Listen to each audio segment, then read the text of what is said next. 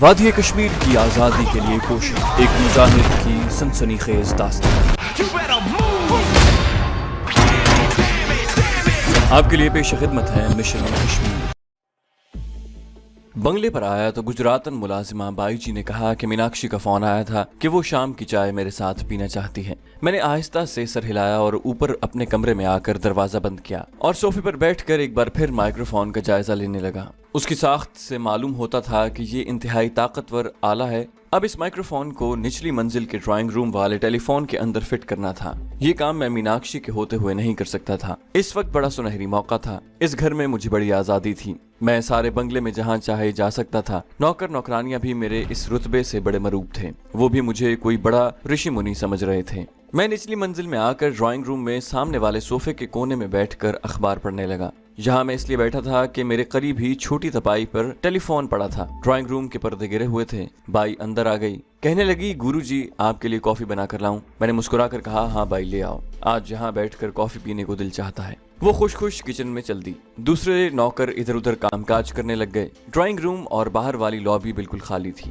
मैंने जल्दी से टेलीफोन को नीचे से खोला, जेब से माइक्रोफोन निकालकर उसके अंदर पीछे करके रखा और वो फौरन चिपक गया। एक नजर देखने से माइक्रोफोन टेलीफोन की मशीनरी का हिस्सा ही लगता था। मैंने फोन को अच्छी तरह से बंद किया और दोबारा तपाई पर रखकर अखबार पढ़ने लगा। अब मुझे इस माइक्रोफोन की ताकत को आजमाना था। इतने में बाई जी कॉफी लेकर आ गई। मैं बड़े सुकून से कॉफी पीने लगा। बाई जी एक बार फिर अपने खामद का रोना लेकर बैठ गई और मुझसे प्रार्थना करने को कहने लगी। मुझे एक ख्याल सूझा। मैंने बाई से कहा, तुम एक काम करो, आज्ञा करें महाराज। बाई जी फौरन चौकस हो गई। मैंने कहा, मैं ऊपर जाकर समाधि लगाता हूँ, तुम यहाँ बैठकर 50 बार ओम नाम का जाप करो। भगवान ने चाहा तो तुम्हारा खामद बिल्कुल ठीक हो जाएगा। वो बड़ी खुश हुई और फौरन सोफे के पास चौकड़ी मारकर बैठ गई। मैंने कहा, जब मैं कमरे से निकल जाऊं तब जाप शुरू करना और आवाज के साथ राम का नाम लेना। ये कहकर मैं कमरे से निकलकर ऊपर वाली मंजिल के अपने ड्राइंग रूम में आ गया। उस बंगले में तो हर कमरे में टेलीफोन लगा हुआ था जो इंटरकॉम के साथ एक दूसरे से मिला हुआ था। ड्राइंग रूम में आते ही मैंने टेलीफोन का रिसीवर उठाकर कान लगाया। मुझे नीचे मुलाजिमा के हरि ओम हरे राम हरे कृष्णा करने का जाप साफ सुनाई दे रहा था। मेरे चेहरे पर फातिहाना मुस्कुराहट फैल गई। एक आध मिनट में मुलाजिमा के हरि ओम हरे राम का जाप करने के बाद मैंने रिसीवर रख दिया। ये मरहला कामयाबी से तय हो गया था। अब ड्राइंग रूम में मिस्टर पांडे जिसके साथ जो बात करेगा मैं उसे आसानी से सुन सकूंगा। लेकिन इस बारे में मुझे यकीन नहीं था कि अगर इसराइली माहिरीन में से कोई आदमी वहां आएगा तो वो एमुनिशन ट्रेन के बारे में भी जरूर बात करेगा, क्योंकि बज़ाहिर इसराइली फौजी माहिरीन या फौजी मुशीरों का जम्मू जाने वाली असलहे की ट्रेन से क्या ताल्लुक हो सकता है। इसके बावजूद मुझे मिस्टर पांडे की गुफ्तगू से कई दूसरे फौजी और भारत के दिफा के बारे में और पाकिस्तान में रॉ के एजेंटों के जरिए इंडिया की हुकूमत जो तखरीबी प्रोग्राम तैयार कर चुकी थी उसके बारे में भी मालूम करना था। बाहर बादल ज्यादा गहरे हो गए थे। मैं कमरे से उठकर बाहर कुशादा बैल्कनी में आ गया। खुशगवार हवा चल रही थी। बादल झुके हुए थे। लगता था कि बारिश होगी। मुझे बैल्कनी से मीनाक्षी की गाड़ी बंगले में दाखिल होती नजर आई। उसके साथ ही बूंदाबांदी शुरू हो गई। मैं बैल्कनी से उठकर वापस अपने कमरे में आकर बैठ गया। मुझे मालूम था कि मीनाक्षी पहले नीचे अपने कमरे में जाएगी। वो ड्राइंग रूम में से गुजरकर अपने कमरे में जाएगी। अपने कमरे में जाकर अपना मेकअप दोबारा सेट करेगी। वापसी में फिर ड्राइंग रूम में से गुजरकर ऊपर मेरे पास आएगी। इस दौरान हो सकता है वो किसी नौकर या मुलाजिमा से कोई बात करे। चुनाचे मैं अपना लगाया हुआ माइक्रोफोन दोबारा टेस्ट करने के लिए कमरे में गया और सोफे पर बैठकर टेलीफोन रिसीवर कान से लगा लिया। थोड़ी देर बाद मुझे मीनाक्षी की आवाज आई। उसने ड्राइंग रूम में से गुजरते हुए किसी नौकर को आवाज दी थी। उसके बाद बाहर बागीचे में बोलते परिंदों की हल्की हल्की आवाजें सुनाई देने लगीं। मैं रिसीवर कान से लगाए बैठा रहा। कोई 5 मिनट बाद मीनाक्षी की दूर से करीब होती हुई आवाज सुनाई दी। वो मुलाजिमा बाई जी से कह रही थी कि गुरुजी को बता दिया कि मैं चाय उनके साथ पीऊंगी। फिर बाई जी की आवाज आई कि जी हाँ, मैंने बता दिया। माइक्रोफोन वाकई इंतहाई ताकतवर था। अब मुझे यकीन हो गया था कि इसके जरिए मुझे रॉ के हेड ऑफिस के थोड़े बहुत राज मालूम हो जाएंगे। मैंने रिसीवर रख दिया और बैल्कनी की दरवाजा नुमा लंबी खिड़की के पास आकर खड़ा हो गया। बाहर बारिश हो रही थी। इतने में मीनाक्षी ऊपर आ गई। उसने बड़े अदब से मुझे नमस्कार किया और मेरे पांव छुए। आज उसने फालसा कलर की छापदार रेशमी साड़ी पहन रखी थी और उसके लिबास से बिल्कुल नई किस्म के परफ्यूम की महक उठ रही थी। कहने लगी, गुरुजी आज बड़ी खूबसूरत बारिश हो रही है। मैं आपके लिए चाय के साथ खाने के लिए रसमलाई लाई हूँ। अहमदाबाद की रसमलाई का वाकई जवाब नहीं था। हमने बैल्कनी वाले दरवाजे की खिड़की के पास बैठकर चाय पी। मीनाक्षी मुझसे भरतनाट्यम रक्स की बातें करने लगी। जब से मैंने उसे बताया था कि वो एक दिन मशहूर भारत की डांसर बन जाएगी, उसने बड़ी मेहनत से डांस सीखना शुरू कर दिया था। मेरी बड़ी हुई शेव को देखकर उसने पूछा, गुरुजी आप दाढ़ी बढ़ा रहे हैं क्या? मैंने कहा हाँ, ये प्रभु जी की मर्जी है कि मैं दाढ़ी रख लूं। खुश होकर बोली, गुरुजी आपको दाढ़ी बहुत सजेगी। मुझे दाढ़ी अच्छी लगती है, इससे आदमी मर्द लगता है और आप तो मेरे गुरुदेव हैं। मीनाक्षी का बाप मिस्टर पांडे को दफ्तर से देर हो गई थी, वो अभी तक नहीं आया था। मैंने उससे पूछा कि उसका डैडी अभी तक दफ्तर में ही है क्या। मीनाक्षी बोली, डैडी का बम्बई से कोई मेहमान आया हुआ है, वो उसके साथ ही आएंगे। मैंने कुरेदते हुए पूछा, ये मेहमान कौन है, क्या कोई गोरा अंग्रेज है? मीनाक्षी ने मुस्कुराकर कहा, नहीं गुरुजी, ये तो हिंदुस्तानी कर्नल है। मैंने डैडी को फोन किया था, उन्होंने बताया था कि बम्बई से कर्नल शर्मा आए हैं, हम घर पर चाय पियेंगे, उनके लिए भी मैं रसमलाई लाई हूँ। मेरे कान खड़े हो गए। बम्बई से फौजी कर्नल आया है तो उनकी बातें जरूर सुननी चाहिए, हो सकता है कोई काम की बात हाथ लग जाए। बाहर बारिश हल्की हो गई। मीनाक्षी ने अपने पेट पर नाफ के नीचे हाथ रखते हुए कहा, गुरुजी आपकी मेहरबानी से मेरी सारी तकलीफ दूर हो गई है, आपने मुझे एक नया जीवन दे दिया है। और उसने फर्ते अकीदत से आगे बढ़कर मेरा हाथ चूम कर आंखों से लगाया। मैंने कहा, मीनाक्षी मैंने जो कुछ किया वो मेरा फर्ज था, मैं जब तक तुम्हारे शहर में रहूंगा तुम्हारा हर तरह से ख्याल रखूंगा, तुम फिक्र न करो। मीनाक्षी तो खुशी से निहाल हो गई, कहने लगी, नहीं नहीं गुरुजी, हम आपको यहाँ से जाने नहीं देंगे, हम हमेशा आपको अपने पास रखेंगे। डैडी कह रहे थे कि गुरुजी तो महावीर जी का अवतार हैं, जब से आए हैं हमारे घर के सारे दुख दूर हो गए हैं। इस दौरान मेरी आंखें बैल्कनी से आगे बंगले के गेट पर लगी हुई थीं। मैंने दूर से गाड़ी की हेडलाइट्स देखी। मीनाक्षी ने भी गाड़ी की रोशनियां देखी तो कहा, डैडी आ गए हैं, मैं नीचे जाकर मेहमान के लिए चाय का इंतजाम करती हूँ, मैं फिर आऊंगी, खाना आपके साथ ही खाऊंगी। उस वक्त बादलों की वजह से शाम को हल्का हल्का अंधेरा जल्दी हो गया था। मीनाक्षी चली गई। उसके जाने के बाद मैं कमरे में आकर सोफे पर अखबार लेकर बैठ गया। मैंने टेलीफोन का रिसीवर उठाकर कान के साथ लगाया। मिस्टर पांडे की आवाज आई। वो अपने भारतीय फौजी अफसर मेहमान कर्नल शर्मा को अंग्रेजी में बेतकल्लुफी से बैठने को कह रहा था। मुझे एक ही फिक्र थी कि कहीं वो चाय डाइनिंग रूम में न पिए, क्योंकि इस तरह मैं उनकी बातें नहीं सुन सकता था। और वही हुआ जिसका डर था। मिस्टर पांडे अपने मेहमान कर्नल शर्मा को लेकर बातें करते डाइनिंग रूम में चले गए। अब उनकी आवाजें दूर से भिनभिनाहट की तरह सुनाई दे रही थीं। समझ कुछ नहीं आ रहा था। मैंने मायूस होकर रिसीवर रख दिया, उठकर कमरे में टहलने लगा, फिर बैल्कनी के पास चला गया। थोड़ी थोड़ी देर बाद मैं रिसीवर कान से लगाकर देख लेता। अभी तक ये लोग डाइनिंग रूम में ही बैठे थे। एक बार रिसीवर उठाकर कान से लगाया तो मिस्टर पांडे और कर्नल शर्मा की मुझे अंग्रेजी में बातें करने की आवाज सुनाई दी। वो बातें करते ड्राइंग रूम की तरफ आ रहे थे। फिर उनकी बातों की आवाज एक ही जगह से आने लगी। मालूम हुआ कि वो ड्राइंग रूम में बैठ गए हैं। कर्नल शर्मा मिस्टर पांडे से दिल्ली के फौजी सेक्रेटेरिएट में जो दफ्तरी सियासत चल रही थी उसके बारे में बातें कर रहा था। मिस्टर पांडे कहने लगे, मेरी तरक्की के कागजात भी हेड ऑफिस में एक शख्स ने दबा रखे हैं। वो इंदिरा जी के पास फाइल जाने नहीं देता। भारत को ऐसे ही लोगों ने तबाह किया है। फिर कर्नल शर्मा की आवाज आई, लगता है अभी हम दोनों में से किसी की भी तरक्की नहीं होगी। वो क्यों? मिस्टर पांडे ने अंग्रेजी में पूछा। कर्नल शर्मा ने कहा, आपको तो मुझसे ज्यादा मालूम है कि इंदिरा गांधी पाकिस्तान को सबक सिखाना चाहती है। कश्मीर में मुजाहिदीन की सरगर्मियां बहुत तेज हो गई हैं। हम अखबारों में चाहे कुछ बयान दें, लेकिन हकीकत यह है कि कश्मीर में हमारे फौजी यूनिट बहुत नुकसान उठा रहे हैं। मिस्टर पांडे ने कहा, लेकिन हमारी तरफ से तो कश्मीर के महाज पर बराबर असलहा सप्लाई किया जा रहा है, और अब तो इसराइल ने जो हमें नेपाम बम के रॉकेट दिए हैं उनकी आधी ट्रेन भरकर हम कश्मीर के महाज पर अपनी फौजों को भिजवा रहे हैं। कर्नल शर्मा ने हंसकर कहा, पांडे जी, जब ये एमुनिशन वहां पहुंचेगा तब देखेंगे। ये सब कहने की बातें हैं। मैं अपनी जगह बिल्कुल साकित था। जिस राज की मुझे तलाश थी वो राज अफशा होने वाला था।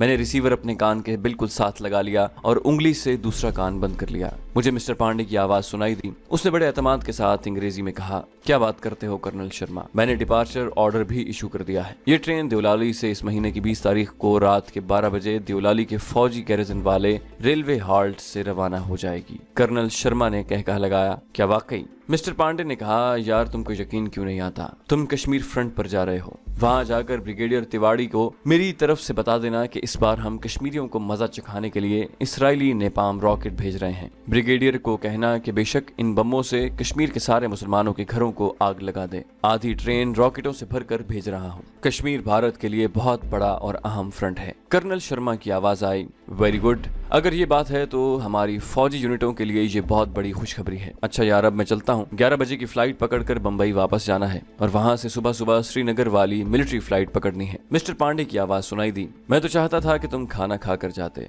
नो माय डियर फ्रेंड, फिर किसी रोज सही, अब मैं चलता हूँ। दोनों बातें करते कमरे से बाहर निकल गए। मिस्टर पांडे ने देवलाली के फौजी गैरिजन से ट्रेन के चलने की जो तारीख और वक्त बताया था वो मैं इस वक्त अपने दिमाग में दोहराए जा रहा था। जब रिसीवर पर उनकी आवाजें आना बंद हो गईं, तो मैं जल्दी से रिसीवर रख कर उठा। ब्रीफ केस में से नोटबुक निकालकर उस पर कोड लफ्जों में 20 जून रात 12 बजे देवलाली लिखा और नोटबुक ब्रीफ केस में रखकर ब्रीफ केस को लॉक कर दिया। फिर मैं सोफे की पुश्त से टेक लगाकर यूं दराज हो गया जैसे मैं 100 मीटर की दौड़ जीत कर आ रहा हूँ। मुझे यकीन नहीं आ रहा था कि वो राज जो मेरे लिए अहम ही नहीं था बल्कि मेरे लिए एक इम्तिहान बन चुका था मुझे इतनी आसानी से अपने कमरे में सोफे पर बैठे बैठे मालूम हो जाएगा। मैंने हिसाब लगाया, 20 तारीख के आने में अभी 10 रोज बाकी थे, पूरे 10 दिन। इन दिनों में मुझे अपने टारगेट पर अटैक करने के लिए तमाम जरूरी और इब्तदाई तैयारियां मुकम्मल करनी थी। अब करीम भाई से मुलाकात जरूरी थी। मैंने उसी रात करीम भाई से बात करने का फैसला कर लिया। रात का खाना हमने मिलकर नीचे खाया। मिस्टर पांडे ने दबी जबान में मुझसे अपनी तरक्की वाली फाइल के बारे में कहा, गुरुजी अब ये कृपा कर दीजिए किसी तरह मेरी फाइल पर इंदिरा जी के दस्तखत हो जाएं, फिर मेरी तरक्की के रास्ते में कोई रुकावट नहीं रहेगी। मैंने उसे तसल्ली देते हुए कहा, गोकुलदास वक्त आने पर भगवान महावीर की कृपा से सब ठीक हो जाएगा, अभी इसका वक्त नहीं आया, बहुत जल्द ये वक्त आने वाला है। इसके लिए मुझे एक खास चिल्ला करना होगा। जिस रात चिल्ला करूंगा उसके दूसरे दिन तुम्हारी फाइल पर इंदिरा जी के दस्तखत होकर तुम्हारे पास पहुंच जाएगी। मिस्टर पांडे हाथ बांधे, जो आपकी मर्जी गुरुदेव कहता रहा। रात के 10 बजे मैं सोने का कहकर ऊपर अपने बेडरूम में आ गया। मुझे रात के 12 बजे के बाद करीम भाई से रेडियो ट्रांसमीटर पर बात करनी थी। मैंने सिवाय टेबल लैंप के बेडरूम की बाकी सारी बत्तियां बुझा दी। टेबल लैंप की रोशनी बड़ी मध्यम थी और सिर्फ पलंग तक ही महदूद थी। इतनी देर तक मैं अंग्रेजी का एक जासूसी नॉवल पढ़ता रहा। जब घड़ी ने रात के 12:05 बजाए तो मैंने खुफिया जगह पर रखा हुआ रेडियो ट्रांसमीटर निकाला, उसको ऑन करके फ्रीक्वेंसी मिलाई और कोड सिग्नल के इशारे दिए। दूसरी तरफ से भी मुझे सिग्नल के इशारे मिलने लगे। मेरा मास्टर सिपाही अपने ट्रांसमीटर के पास मौजूद था। मैंने कोड में करीम भाई का नाम पूछा, उसने अपना कोड नंबर और नाम बता दिया। फिर मुझसे मेरा खुफिया नंबर और कोड पूछा। मैंने उसे बताया कि मुलाकात कल जरूरी होनी चाहिए, मुझे ट्रेन का राज मिल गया है। दूसरी तरफ से करीम भाई ने कोड में कहा, कल अपने वक्त पर हाइड आउट में पहुंच जाना। और कोई बात? मैंने कहा नहीं। और रेडियो ट्रांसमीटर के सिग्नल बंद हो गए। मैंने ट्रांसमीटर बंद करके ट्रांसमीटर को, जो उसके सिगरेट लाइटर की शक्ल में था, कमरे में एक खास जगह पर छुपा दिया। दरअसल मैं ट्रांसमीटर वाला सिगरेट लाइटर अपने पास नहीं रखना चाहता था, इस ख्याल से कि किसी ने देख लिया तो खामखा उसके दिल में ये ख्याल ना आ जाए कि मैं सिगरेट तो नहीं पीता, तो मैंने लाइटर अपने पास क्यों रखा हुआ है। मैंने टेबल लैंप बुझाया और पलंग पर दराज हो गया। उस वक्त बाहर बैल्कनी से बारिश की आवाज आ रही थी। बारिश दोबारा शुरू हो गई थी। मैंने आंखें बंद कर रखी थी और कश्मीर के महाज पर जाने वाली असलहे की ट्रेन को उड़ाने के बारे में मुख्तलिफ मंसूबों पर गौर कर रहा था। अचानक मुझे ऐसा लगा जैसे कोई सीढ़ियां चढ़कर ऊपर आ रहा है। मैंने आंखें खोल दी और हमतन गोश हो गया। आवाज मेरे बेडरूम वाले दरवाजे के पास आकर रुक गई। फिर दरवाजे पर आहिस्ता से किसी ने दस्तक दी। मैं फौरन दस्तक की आवाज को पहचान गया। ये मीनाक्षी थी। मुझे इस पर सख्त झुंझलाहट हुई कि इतनी रात गए वो मेरे बेडरूम में क्या करने आई है। मैं उठकर दरवाजे के पास गया और पूछा, कौन है? दूसरी तरफ से मीनाक्षी की सरगोशी आई। मैं हूँ गुरुजी, मीनाक्षी। मैंने दरवाजा खोला तो मीनाक्षी मेरे कदमों पर गिर पड़ी। मुझे क्षमा कर दें महाराज, मेरे अंदर आपके प्रेम की आग है। आप मेरे लिए शिव जी भगवान हैं। मुझे अपनी पार्वती बना ले। वो ऐसे इल्तिजाएं कर रही थी जैसे उस पर कोई भारी मुसीबत नाजिल हो गई हो। वो स्लीपिंग ड्रेस में तकरीबन नीम उरियां थी। हिंदू औरतें, जैसा कि मेरे मुशाहिदे में आया है, अपने जिस्म को उरियां करने में कोई आर या शर्म महसूस नहीं करती, खास तौर पर जब उन पर किसी देवी देवता या साधु संत से प्रेम वगैरह का भूत सवार हो। मीनाक्षी की भी यही हालत थी, लेकिन मुझे इस्लाम के उसूलों के मुताबिक जो ट्रेनिंग दी गई थी उसका पहला उसूल ये था कि अपने किरदार को चट्टान की तरह मजबूत रखना, कभी जिनसी तरगीबात को अपने करीब न फटकने देना। एक मर्द मोमिन कमांडो की असल ताकत उसका ईमान और खुदा पर यकीन होता है, और खुदा पर यकीन और ईमान को जो चीज ताकत और तवानाई पहुंचाती है वो इंसान का बुलंद किरदार होता है। वो जानवरों की तरह कभी जज्बात की राह में नहीं बहता। वो हर हालत और सूरत हाल में अपने जिनसी जज्बात को अपने कंट्रोल में रखता है। होशंगाबाद की पहाड़ियों में जिस मर्द मुजाहिद ने मुझे पहली बार ट्रेनिंग दी थी वो 5 वक्त का नमाजी था। वो कहा करता था, जवान अपने जिस्म की ताकत को अपने अंदर संभाल कर रखो,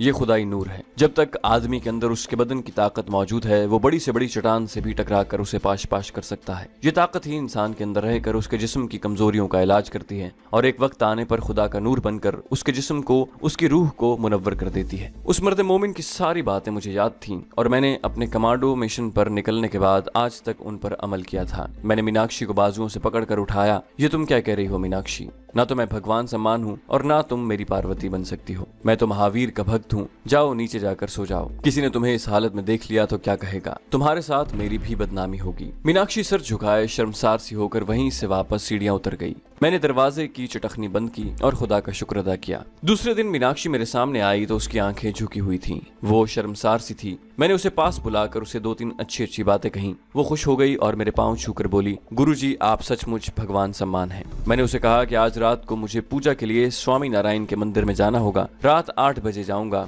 और 1-2 बजे रात वापस आ जाऊंगा। तुम अपनी गाड़ी की चाबियां मुझे दे दो। मीनाक्षी ने इंतहाई अकीदत से कहा, गुरुजी आप अभी से चाबियां लेकर अपने पास रख लें। मैंने कहा नहीं, मुझे रात 8 बजे दे देना। दिन भर मैं अपने ऊपर वाले कमरे में ही रहा। आधी रात के वक्त मुझे अपने मास्टर स्पाई करीम भाई से मिलने जाना था और उसे ये अच्छी खबर सुनाना थी कि मुझे जम्मू जाने वाली एमुनिशन की ट्रेन की तारीख और वक्त का सुराग मिल गया है। रात को मैंने मीनाक्षी और मिस्टर पांडे ने मिलकर खाना खाया। मुझे आधी रात के वक्त मास्टर स्पाई से मिलना था, इसलिए मैं घर से 8-9 बजे ही निकलना चाहता था ताकि उन लोगों को शक न पड़े कि मैं आधी रात को कहाँ जा रहा हूँ। ठीक 9 बजे मैंने मीनाक्षी से चाबियां ली और उसकी गाड़ी लेकर स्वामी नारायण के मंदिर की तरफ चल पड़ा। मुझे बहरहाल मंदिर जरूर जाना था ताकि अगर कोई मेरा पीछा कर भी रहा हो तो उसे यही पता चले कि मैं मंदिर में पूजा करने आया हूँ।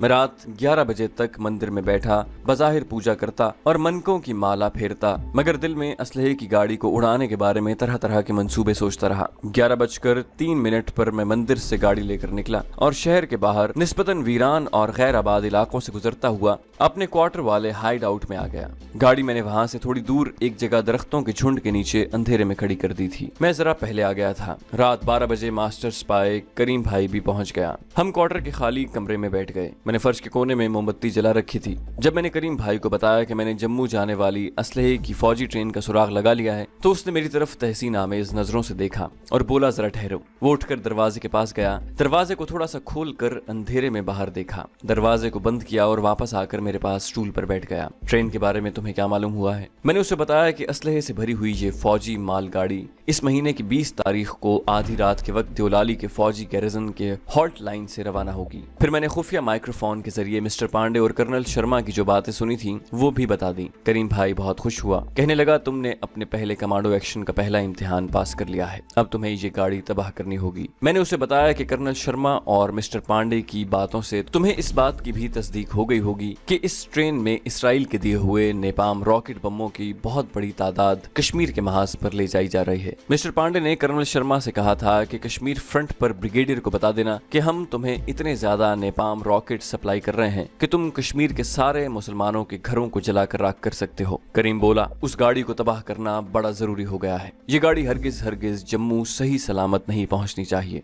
मैंने उसे पूछा, तुम्हारे ख्याल में हमें क्या हिकमत अमली तैयार करनी चाहिए? मास्टर स्पाई करीम भाई ने आंखें बंद कर लीं। वो कुछ देर सोचता रहा, फिर मेरी तरफ मुतवज्जे होकर बोला, हम इस गाड़ी को झांसी और भोपाल के दरमियान तबाह करेंगे। मेरे जहन में एक वीरान रेलवे स्टेशन आ गया है जिसका नाम मड घाट है। यहाँ से हम ट्रेन पर अटैक कर सकते हैं। मैंने पूछा, मड घाट रेलवे स्टेशन में कौन सी खास बात है और इससे पहले हम किसी जगह गाड़ी को तबाह क्यों नहीं कर सकते? करीम भाई ने मुझे तफसील से समझाते हुए कहा, ये एक मिलिट्री ट्रेन है, असलहे से भरी हुई है और खास तौर पर इसमें नेपाम बम के रॉकेटों की भारी तादाद मौजूद है। जाहिर है इसकी सिक्योरिटी के जबरदस्त इंतजाम किए गए होंगे। सिक्योरिटी गार्ड्स की पूरी प्लेटून उसके साथ सफर कर रही होगी। मैंने उसकी बात काटते हुए कहा, लेकिन हम इस गाड़ी को भारतीय पंजाब के इलाके में भी तबाह करने की कोशिश कर सकते हैं। वहां हमें खालिस्तान तहरीक के सिखों की भी मदद मिल सकती है। तो दोस्तों, ये थी हमारी आज की एपिसोड। उम्मीद करते हैं आपको हमारी कहानी पसंद आई होगी। जाने से पहले इस वीडियो को लाइक कीजिए और शेयर करना मत भूलिए। कमेंट करके हमें बताइए कि आपको हमारी वीडियो कैसी लगी, और अगर अभी तक आपने इस चैनल को सब्सक्राइब नहीं किया तो इसे सब्सक्राइब कीजिए और बेल आइकन दबाकर ऑल नोटिफिकेशंस ऑन कर लीजिए।